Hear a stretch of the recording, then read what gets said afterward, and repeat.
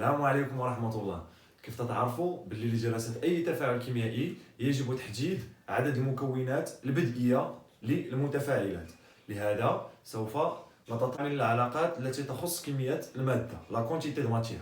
أهلا بكم في قناة ار ساينس. اليوم إن شاء الله غادي نديرو تتم التذكير لكمية المادة لا كونتيتي دو ماتيير.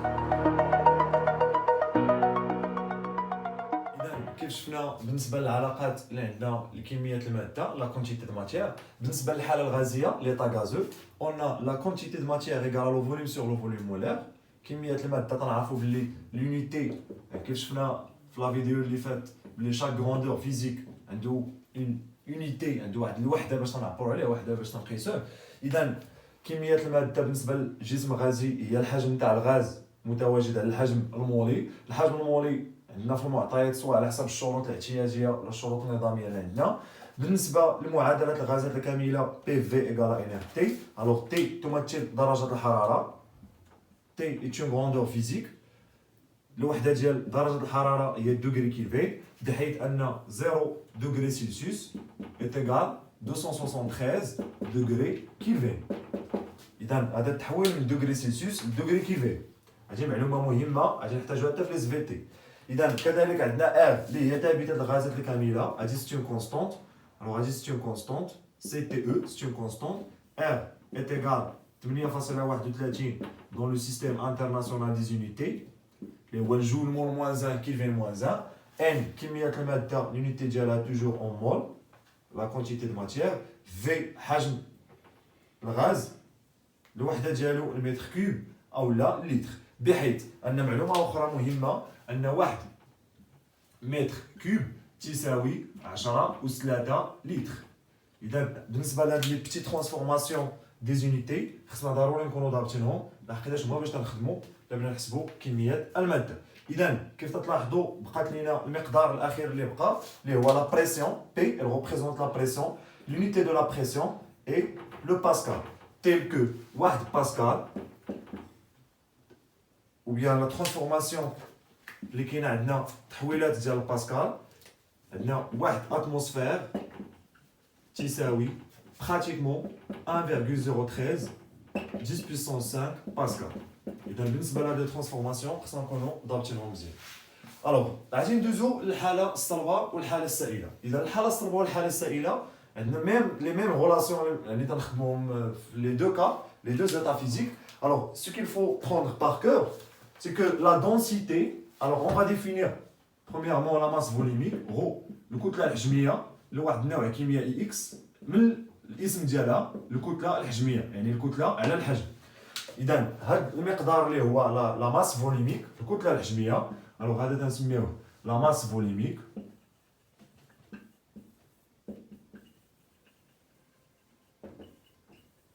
اللي هي الكتله الحجميه. الوغ اعتمادا على هذه العلاقه هذه ممكن نستنبطوا القيمه نتاع الكتله اللي بتولي عندنا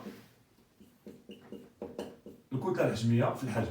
اذا كيف تنعرفوا باللي العلاقه الرئيسيه اللي عندنا في كميه الماده، كميه الماده لواحد النوع كيميائي اكس سواء صلب ولا غازي ولا سائل، كيف ما كانت الحاله الفيزيائيه ديالو ممكن نستعمل هذه، حنا تنعطيو هاد لي زوتر غولاسيون غير سا ديبون على لي دوني.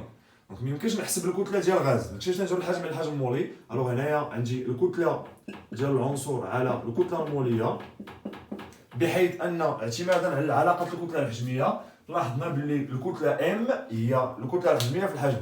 اذا هنا هذه العلاقه هذه تصبح الكتله الحجميه في الحجم على الكتله الموليه.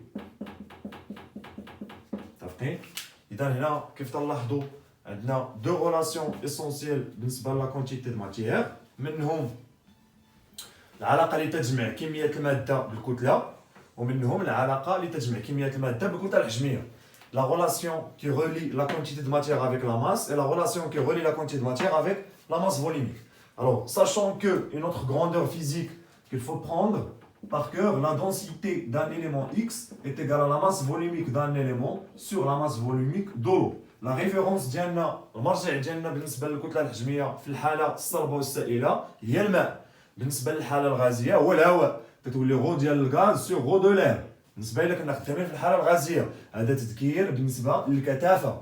هذه علاقه جد مهمه الا دخلنا لنا في التمرين وما كناش عارفينها تقدر دير لنا بلوكاج. دونك هادشي تتسمى الكثافه،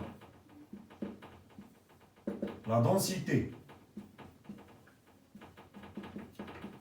فوالا، اذا عندنا اعتمادا على هذه العلاقه تلاحظوا باللي الا طلعنا لا ماس فوليميك دولو لهذا الطرف بتولي عندي الكتله الحجميه ممكن نعوضها بالكثافه في الكتله الحجميه للماء، وبالتالي غادي نحصل على العلاقه الثالثه لكميه الماده بالنسبه لواحد النوع كيميائي صلب او سائل اللي هي الكتله الحجميه. غادي نعوضها بالكثافه نتاع النوع في الكتله الحجميه نتاع الماء ضارب الحجم اللي بقى عندي هنايا مقسم على الكتله الموليه للنوع اكس.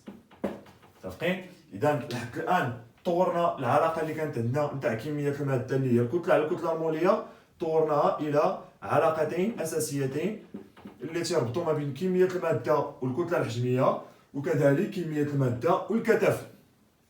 اذا هادو ممكن نخدموا بهم في الحاله الصلبه، ممكن نخدموا بهم في الحاله السائله. اذا كي نعرفوا اون سوليسيون يعني بالنسبه للمحلول، الا كان عندي محلول كيميائي يعني اون سوليسيون ممكن نستعمل القاعده كذلك ديال ان كميه الماده هي التركيز نتاع النوع اللي تنهضر عليه في حجم المحلول. اذا ممكن نستعملوا ان كميه الماده ان كميه الماده n تاع واحد النوع x ممكن نحسبوها بالعلاقه نتاع التركيز نتاع داك النوع x في الفوليوم سوليسيون. اذا هادي اون سوليسيون الا كنت خدام في واحد المحلول ممكن نستعمل ان كميه الماده نتاع واحد النوع x داخل المحلول هي التركيز نتاع داك النوع ضارب حجم المحلول. متفقين؟ دونك في اس صافي دير فوليوم سوليسيون حجم المحلول، سي هي التركيز لا كونسونطراسيون التركيز المولي اللي الوحده ديالو المول بار لتر، والحجم الوحده ديالو في المحاليل هي اللتر. بالنسبه للغازات غالبا تناخذ المتر كوب، بحيث ان كيف قلت لكم باللي 1 متر كوب ولا 1 لتر هو 10 بيسونس موان 3 متر كوب، سو كي ايكيفالون كو 1 متر كوب اللي كتبنا قبيله ايت ايغال 10 بيسونس 3 لتر. فوالا، اذا كيف تلاحظوا هنايا كتبنا جميع العلاقات الممكنه اللي عندنا في كميه الماده بالنسبه للحاله الغازيه والحاله الصلبه والحاله السائله، وميم كنا اون سوليسيون غادي نخدموا على ان التركيز ديال المولي لنوع كيميائي اكس داخل المحلول هو كميه الماده على حجم المحلول. الوغ بقات لينا اخر نقطه غادي نتكلموا عليها هي لا ديليسيون، هي التخفيف. الوغ ان شاء الله على الفيديو الجاي غادي نحاولوا نهضروا على التفاعلات الكيميائيه اللي عندنا بمحاليل كيميائيه ونعتمدوا على طريقه التخفيف ونفهموها كذلك مزيان. والسلام عليكم ورحمه الله.